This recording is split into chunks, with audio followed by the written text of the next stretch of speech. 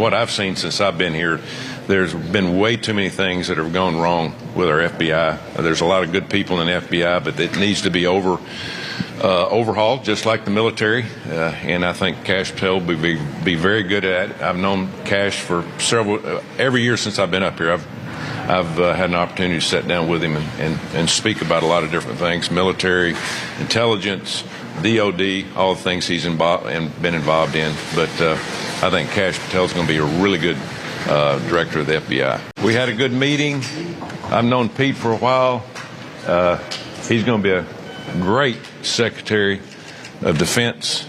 He understands it. As I tell him, we don't need a general officer, admiral, or a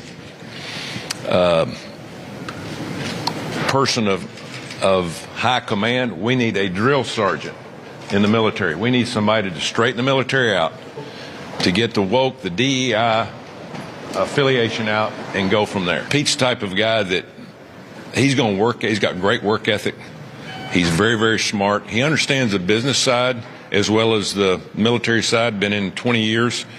He's actually fought in wars. But he is a good age too. Somebody that can relate to the young men and women that we need to recruit in the military. Our military right now is running on fumes because we cannot get enough men and women into the military to want to fight for the United States of America, because they don't want to get into a military that's woke, that doesn't believe in the past reference of what this country teaches our military. We need a machine that's going to protect the country and its allies. Democrats portrayed the president as this great arbiter of morality and truth. They said that he somehow was a better standard bearer for protecting norms and the institutions of our country, and yet that wasn't true. They lied. You can go all the way back to 2022 when they were asked this question, and the White House continuously, consecutively lied over and over and over again. They could have simply said, to MJ's point, to Chuck's point, the president isn't going to put his thumb on the scales of justice. He's going to wait. He hasn't made a decision yet. Most people would have expected that. They would have respected that. I think most people, to your point, Chuck, believe if it was my child, I probably would have done the same thing. That's not the issue, Jake. The question here, the burden on the White House, I would argue, is the continuous lies.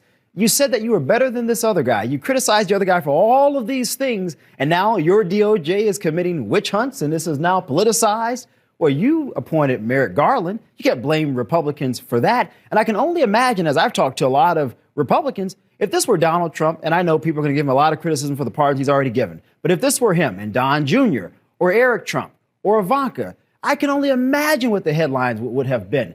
And I will say, if you're Democrats and you're trying to walk this straight line that we're somehow better than Republicans because we care more about the future and state of this democracy, I think that's trash now. No one believes it. No one believes it. They've lost all credibility for the facade they portrayed for several years.